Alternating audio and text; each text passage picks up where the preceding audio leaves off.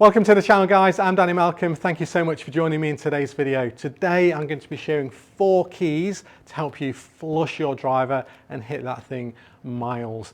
Now before I do, if you're new to the channel, please consider liking and subscribing. There's lots more great content to come, free content to help you guys improve your game. So let's get straight into it. Key number 1, hit up on the ball. Let's hit up with that drive. It's the surest way to hit that thing a long way.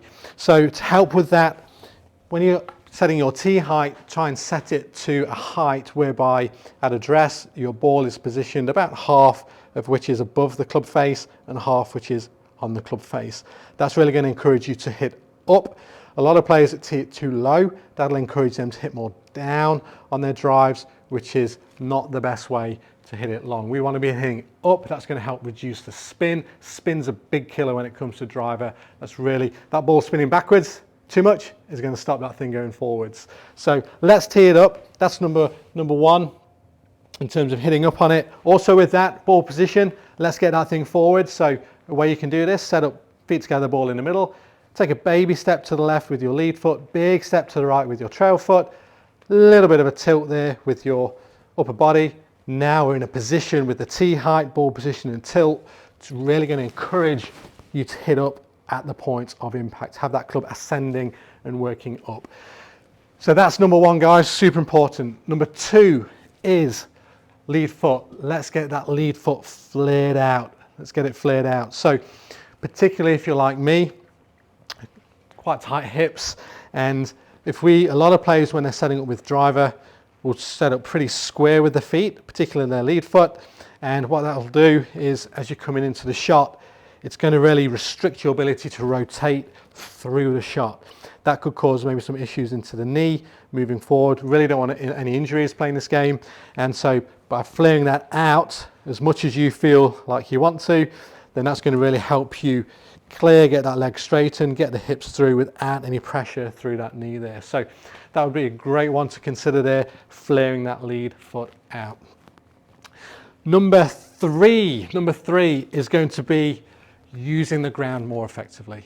Let's use the ground more. So what do I mean by that? Well, we're already generally using the ground, obviously, because we're stood on the ground, we're moving on the ground, but a lot of players that I see will oftentimes be very sort of static with their lower half in the fact that they'll try and generate a lot of speed more with their upper body. Especially us guys, we can be guilty of that because we're generally pretty strong. Not me, but a lot of guys are generally pretty strong with their upper body, and they'll swing a lot with their arms and not really use the ground as effectively as what they can. So I'm going to speak about this one in a little bit more detail before I jump on to number 4, because I think this is one that a lot of people can really pick up on in terms of gaining speed, club speed. So I'm going to hit a few shots with this as well. So what I mean by using the ground, well, I like a couple of fields you could work with. Number 1 is squat and jump. So when you get to the top of the swing, almost want to feel like you're squatting, like sitting down. I'm going to exaggerate for the purpose of this video, but like you're sitting down here as you come into impact, and then you're going to push. So it's that squat and jump. And as you jump, it then propels the club into the ball with maximum speed as you really just release that club into the ball. But that jump really helps you create that energy into the ball. So I'm going to hit a couple here and just show you that. So from here, I'm not going to worry too much where this goes. I don't play a lot and my speed has reduced due to injuries, but I'm going to show you as best I can. So turn, squat and jump. So you see there, in terms of speed, 108, that's pretty good for me at the moment. I used to be up at 116 about this time last year, but a few injuries have put paid to that, so quite happy with that there. But let's see if we can get a little bit more without harming myself too much. So as I turn to the top, I'm going to squat and jump and see what we can do. Here we go.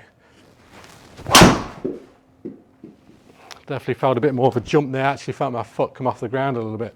112, there we go. Yeah, definitely felt that. Definitely felt that. Let's see if we can get a little bit more.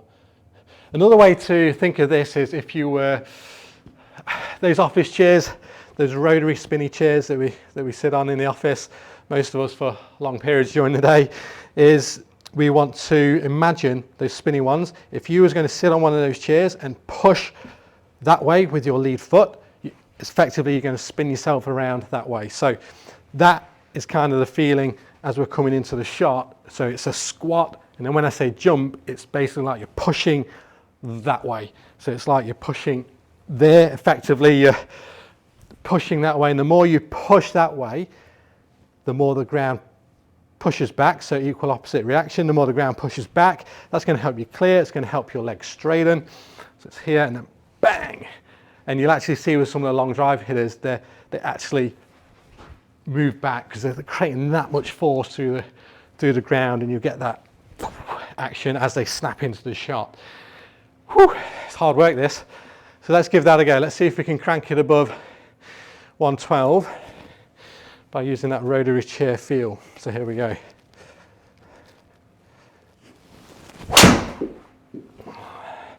Definitely felt that foot come back there. 114, there we go. 276 meters, good strike too, that really helped. Whew. Whew, hard work that.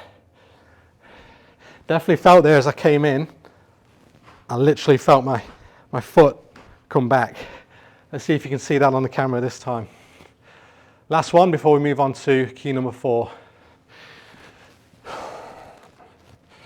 So I'm going to get to the top, squat, and then I'm going to push. Let's see what we can do. Ooh, definitely felt that there. 172 ball speed. Obviously the ball's gone way offline. But looking at pure speed at 116. I think I'm going to leave that at there because I can see myself getting a bit excited with my speed. I could probably go a bit higher, but I don't think it's going to be great for my body. So you get the idea. You get the idea. So I've jumped up there 8 miles an hour just through using the ground a little bit more effectively, helping me snap through the ball, get the speed where we want it, which is at impact.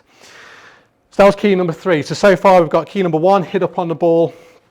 Key number 2, flaring that lead foot out to help you turn through the ball. And that actually supports then key number 3, which is that squat and jump feel. And with that foot flared out, you'll notice that that actually helps to clear that hip. If you imagine if that was here, that's not going to be great on the knee there, guys. So just hence why I've put that number 2 before number 3. Jumping on to key number 4. Now this is pretty obvious, but often missed by many golfers. So key number 4 is, where are you striking it on the face?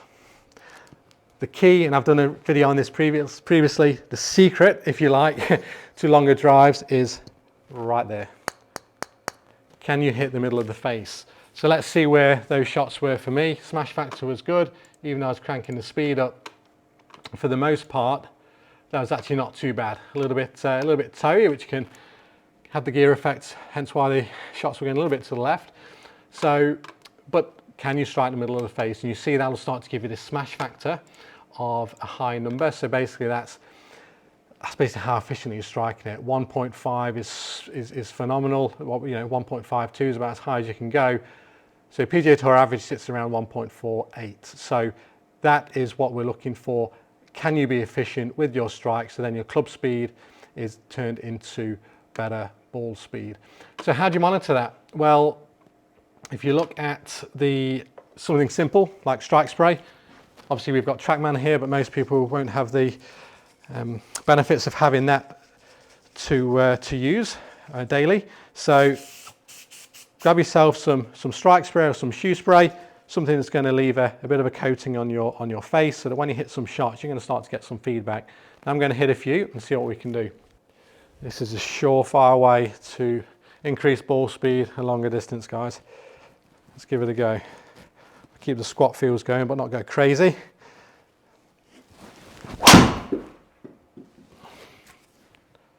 Oof. It's got a little bit left. That's more me closing my face. That's what we want there, guys. So you can see smash factor 1.49 again. That's all down to the strike. Now I've been pretty consistent there, which is unusual for me because I don't play a lot. Play very, very rarely.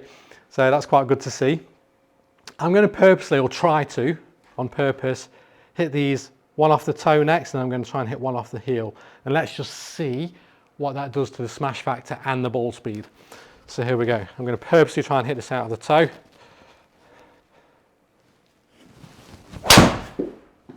Oh, definitely at the toe.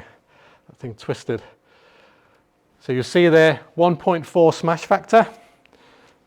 Look where that strike was, out of the toe. So again, you can see that even with a similar club speed, my ball speed's dropped considerably there, over 10 miles an hour. So that's just from strike. And then finally, we'll do the same thing, this time out of the heel. And you should see a similar result. So here we are, let's hit this out the heel.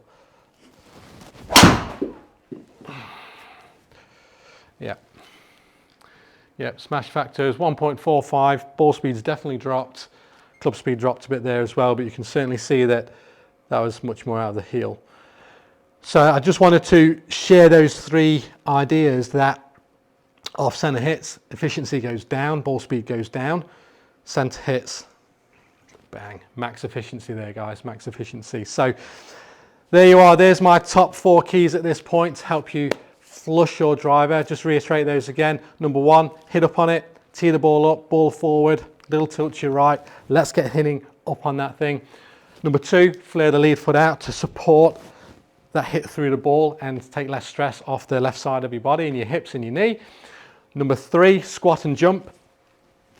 Squat and jump. You could take that rotary chair idea into that as well. And then number 4, let's find the middle of the face.